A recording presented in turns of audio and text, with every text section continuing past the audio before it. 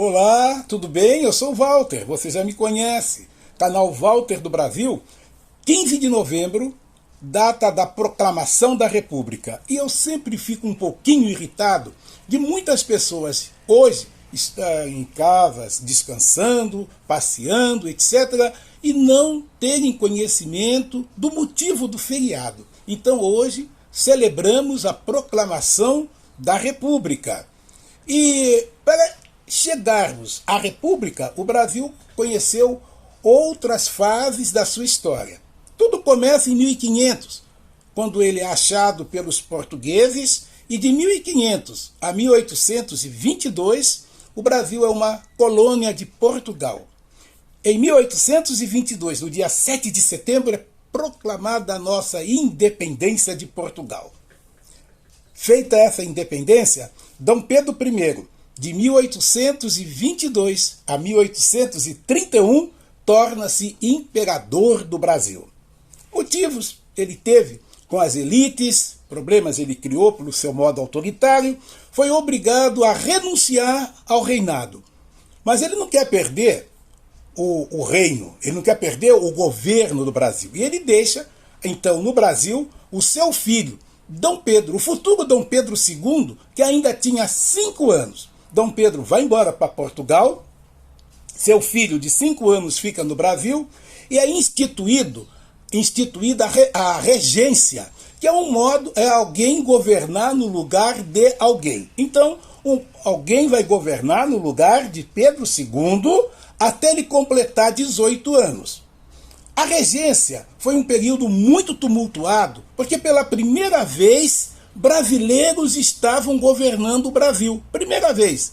E muitas revoltas, e corria o risco do Brasil se esfacelar e ser dividido em várias nações. Diante disso, foi dado um outro golpe, o golpe da maioridade. O golpe da maioridade foi tornar, através de lei, Dom Pedro II, com apenas 14 anos de idade, maior de idade. Sendo assim, com 14 anos, Dom Pedro II tornou-se imperador do Brasil. Seu período de governo foi longo, muito longo. Durou quase 50 anos. E é claro, um governo longo assim teve seus desgastes.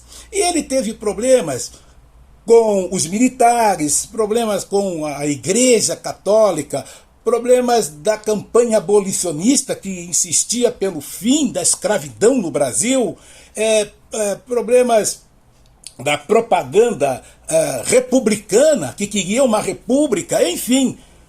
Ele não suportou. No dia 15 de novembro de 1889, muito fraco no governo, foi dado um golpe pelo Marechal Deodoro da Fonseca, e 15 de novembro de 1889, Dom Pedro II deixa de ser rei do Brasil e Marechal Deodoro da Fonseca tornou-se o primeiro presidente do Brasil nessa data. A República ainda tem muita coisa por fazer pelo Brasil. As principais medidas tomadas pela República, né, até agora, foi o federalismo. Houve uma maior descentralização nas províncias, antigas províncias, hoje chamadas de Estado, e seus governadores, que antes eram os presidentes das províncias. Então, maior descentralização, né, maior autonomia em relação ao governo federal. Também a República nos trouxe a separação da Igreja e o Estado, né? A separação entre a Igreja e o Estado, que antes nós só podíamos termos a religião, a religião lá do imperador, da família real, a católica, e hoje não, há uma liberdade religiosa no país. E isso foi permitido pela República. Também teve o fim do voto censitário, né? Que era aquele voto que a pessoa, para poder votar, tinha que provar uma renda anual de 100 mil réis. Eu não falei reais, falei réis, era a moeda daquele tempo. E para ser candidato tinha que ter 200 mil réis, provar que tinha 200 mil réis, né, de bens. Para ser, por exemplo, candidato a senador, 400 mil réis. Então era quase uma elite, apesar, né, das pessoas votarem, mas votavam as pessoas que tinham posses. Diante disso, pobres, mendigos, negros, que não tinham salário, não tinham renda nenhuma, mulheres, porque eram só cidadãos que votavam, só homens, maiores de 25 anos. E isso mudou. Mas com a República, apesar de nascer o voto, o sufrágio universal, não é? O voto, ainda assim continua um pouco restritivo, porque só votavam homens maiores de 21 anos, e alfabetizados. Então, analfabetos não votavam, mendigos não votavam, e mulheres também não tinham direito ao voto.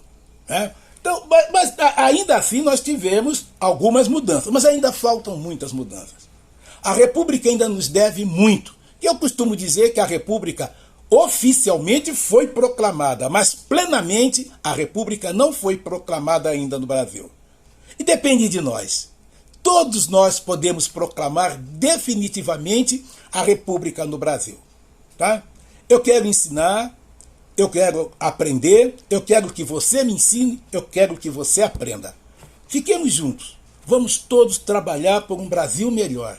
E somente o conhecimento, a informação, a verdadeira informação como essa que eu estou dando, sem fake news, sem mentiras, sem paredes, sem muros, sem ideologias baratas, é que nós vamos construir esse país lindo que é, esse país maravilhoso que é o Brasil. Salve o 15 de novembro. Salve a nossa República, que apesar dos pesares, ainda é um ótimo sistema de governo que temos. Muito obrigado.